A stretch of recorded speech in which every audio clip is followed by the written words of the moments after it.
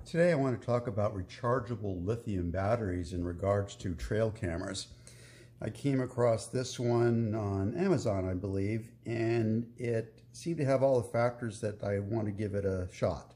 One is I like the fact that it was just kind of looking like a regular cell. You get a little charger that kind of comes along with it like this. You just pop that in, charges 4 at a time, and you just hook it up to a regular wall charger that puts out 5 volts, like for your cell phone camera and that type of thing.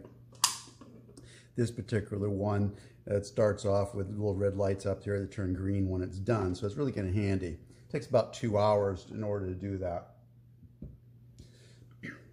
The other ones that you can see have like little USB ports here that you put into like a pigtail squid or something like that and charge several at once, and I'm sure those are working well. Also, this one just kind of suited my purposes. I have other ways of charging things that I thought this would work out better for me, and I was really amazed that they could fit all this in here. As you can see in some of my other videos, I talk about using lithium cells for trail cameras, and that usually involves a little bit of hacking, such as using one of these little circuits right here that you either put in more volts than you need or less volts than you need, and this ups the voltage on the other side. And the problem is that a lot of these, especially if say you use a regular lithium cell that's at 3.7 volts and you're trying to get it to go 6 volts at the other end, sometimes it's a little bit more than what these things can handle, and some cameras really have a huge draw, especially when you're using infrared lights at night. So what I have found are the ones that are most reliable are the ones that you put in, say, 9 volts at one end and you bring it down to 6 at the other end. I find those are a little bit more reliable. These are, if you buy these more than one at a time, you get them for about $1 a piece online, including shipping. So they're really worthwhile. Now, the problem that we also have with these is that they tend to eat up current on their own. For whatever reason, I can have a 2500 milliamp pack and I'll burn that up in a week sometimes. Whereas, as we know, a lot of our little cells that are normal alkaline, they're 3800 milliamps hour cells, and they'll last for 6 months. So the idle time on this just really draws it down. So it's really only applicable in cases where, like I do, is I'm checking the cameras every day or once a week or something like that, because there you don't really get, you have to be hooking up to a car battery or something like that to get it to last very long. Now that gets it to this point right here. How long are these going to last on here? I really didn't know. Now, the clue I had is that it said 3,500 milliwatt hours. And knowing that the average alkaline cell is about 3,800 milliamps, I thought it could be kind of close. Well, when you let the magic out, you know, because that little circuit that's in here is, it gets down to about 2,200, 2,261 milliamp hours out of these things, so it cuts it down pretty considerably.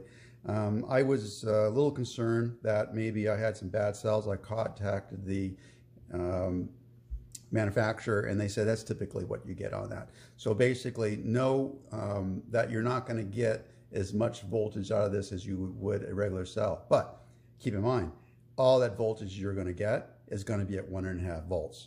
This puts out 1.5 volts up to the very end, and then it cuts off.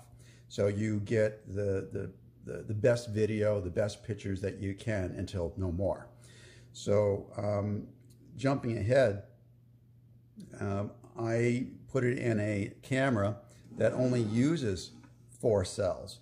So that was kind of a distinctive disadvantage in one way, that these batteries would last me maybe about a month because I take a lot of videos.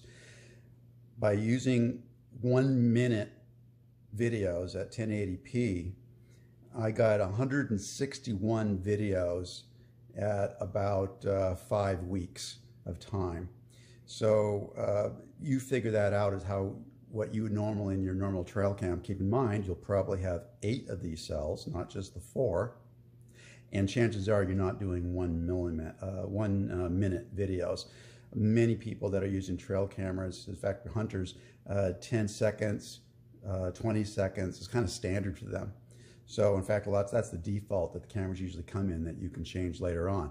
If you're going to take photos, this is going to last a lot longer. But with me taking 161 videos in about 5 weeks time, it only lasted that long. I'm okay with that because I look at these videos every day. I pull the camera out, put them on my computer, and put them into a composite video with about one of the other 16 cameras that I have. Literally, I have 16 cameras that I go through every single day. And so this is only using the 4. This would probably, you could plan on that lasting 10 weeks or more if there was more than that.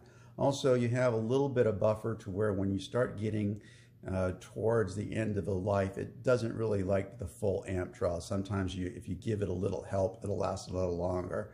So most trail cameras are using 4 cells. I mean, using 8 cells and not just the 4. So this setup worked really well for me because this camera puts out excellent photos, excellent video.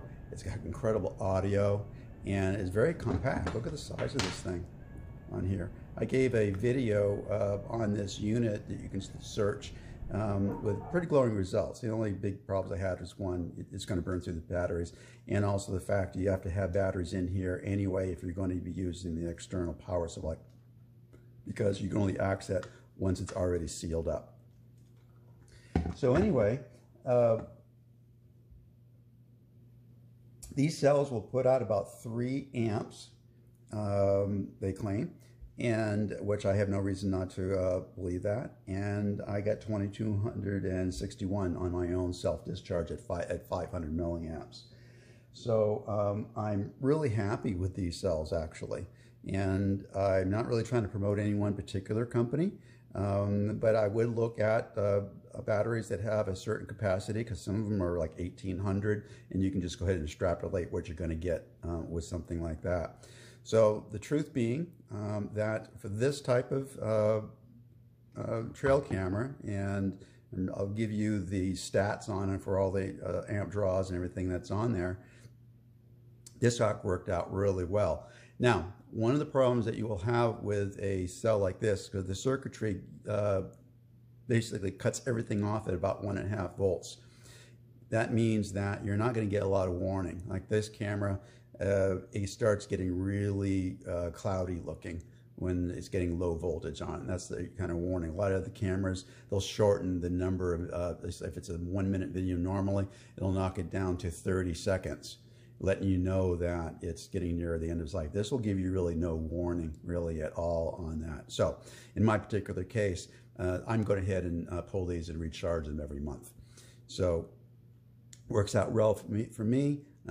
If you have that kind of volume that I do, 161 1-minute videos, then you're going to get a similar type of life. But I think most of you are going to be able to use these batteries in the field a lot longer, given what your nighttime videos typically are at. If you have any questions, please put them in the comments below. Please remember to subscribe and share this video to help disabled animals with donated wheelchairs.